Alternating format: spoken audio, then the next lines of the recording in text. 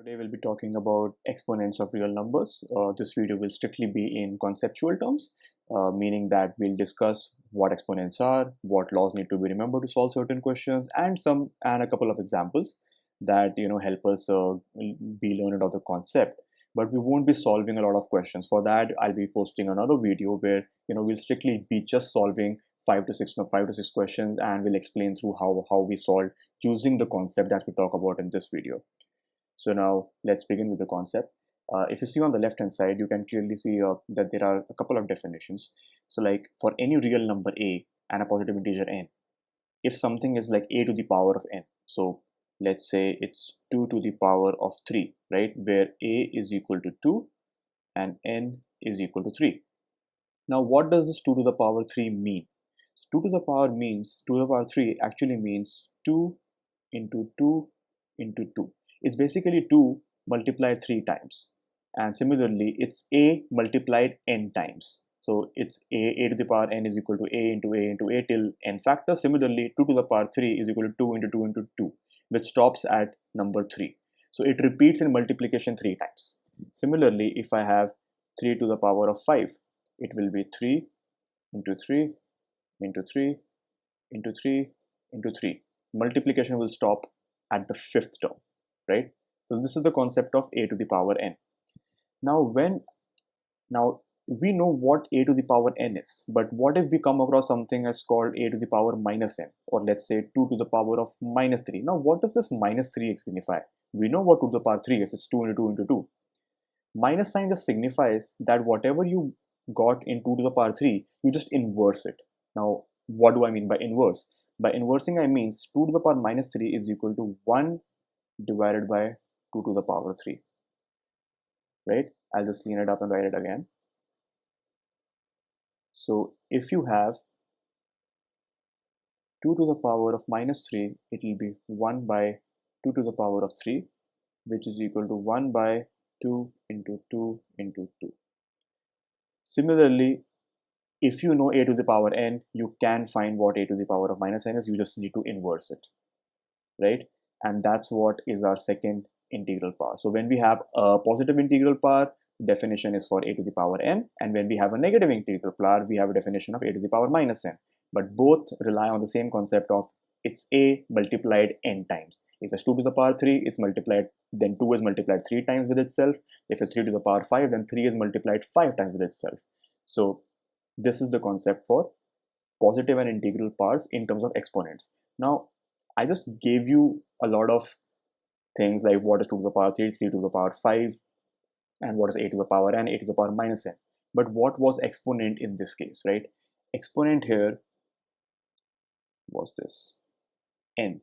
Any number raised to something is called an exponent. So when we had 2 to the power of 3, this 3 was the exponent for 2.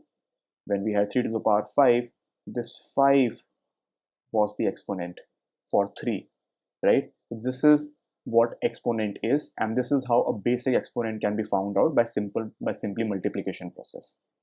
Now we aren't going to just get a simple question like, okay, what is 2 to the power 3, what is 3 to the power 5, what is 5 to the power 6, etc., etc., because that is just what one number is raised to one power.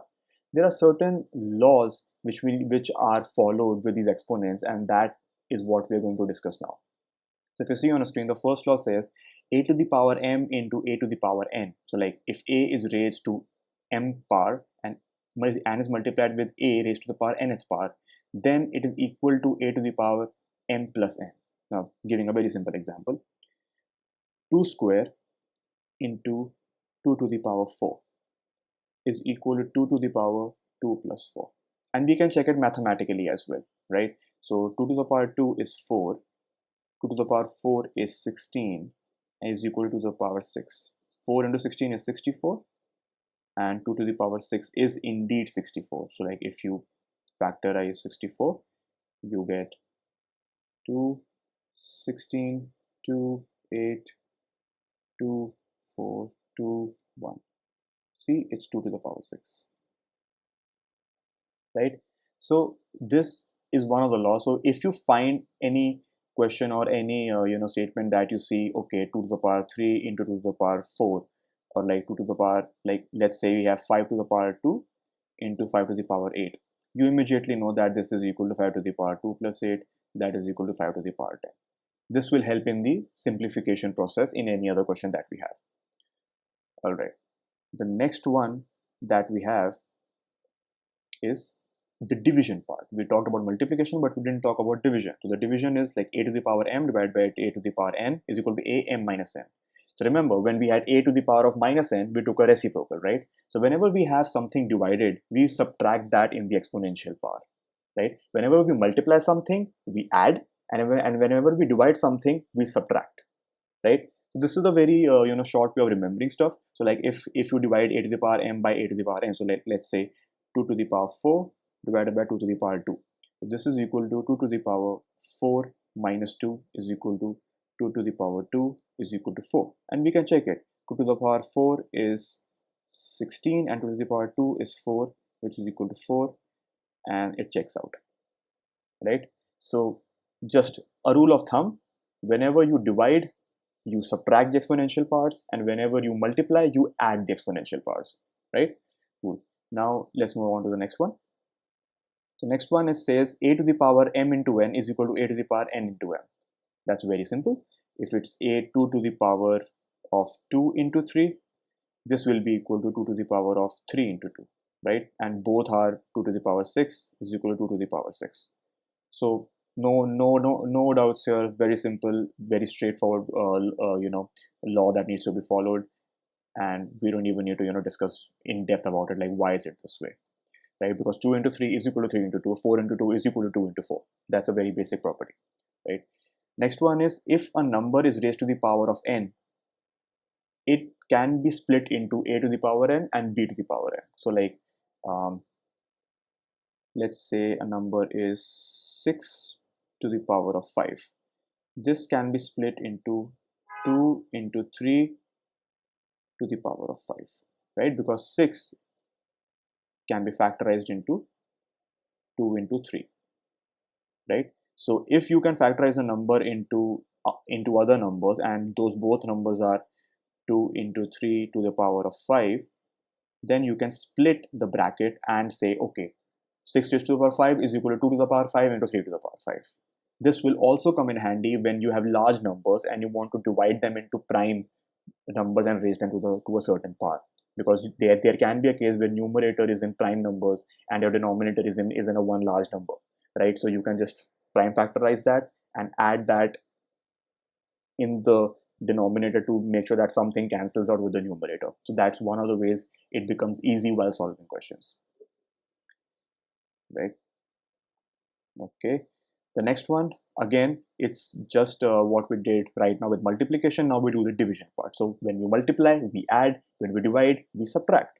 So if you have a by b to the power n is equal to a to the power n by b to the power n, and by a by b to the power n, let's say 5 by 6 to the power of 2 is equal to 5 square by 6 square, right?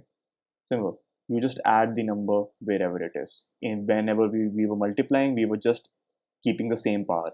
Remember, if we had 5 to the power 6, sorry, we had 6 to the power of 3 is equal to 2 to the power 3 into 3 to the power 3, right?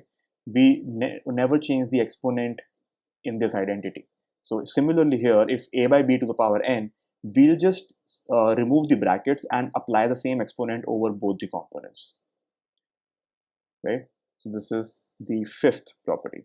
Now, one very interesting property, and it's the last one. After that, we can get right to solving questions after this. But this is something which might come in handy more than the properties that we have learned so far, and it's conceptually very important as well, right? So right now we can see that the property is x to the power of n is equal to a, then x is equal to a to the power of 1 by n.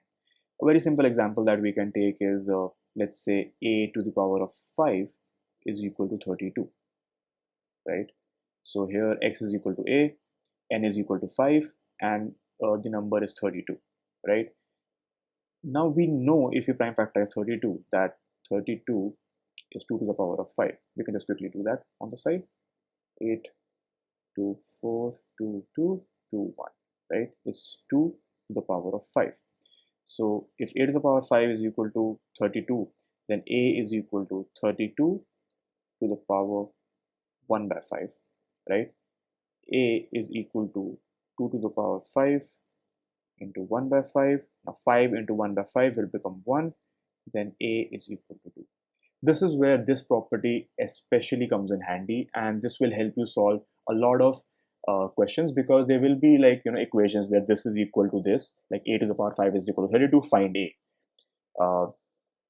3 to the b to the power of 4 is equal to 81, find b. In this case b will be 3, so like if I quickly write it down, b to the power of 4 is equal to 81, find b, right?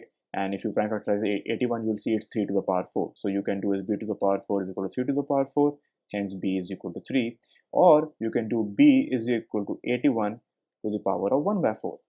And then similarly, you can prime factorize 81, right? And you will get 3 to the power 4. So you'll get 3 to the power 4 into 1 by 4, hence b is equal to 3. Hence b is equal to 3, right? So these were the concepts that I wanted to discuss in this video, and now in the next video we'll be solving a lot of questions, and for those questions these properties were very, very important. So just giving you a glimpse of what kind of questions we will be solving. These are the 4 or 5, 6 questions that we'll be solving in the next video, and all of the properties that we discussed, the identities, the laws, whatever you may call, right? The knowledge of exponents will be used in solving these kind of questions. Now these questions might look a bit daunting at first, but if you just use those properties, these are very, very simple, and these are actually where one can score the most, right? So see you in the next video. Thank you.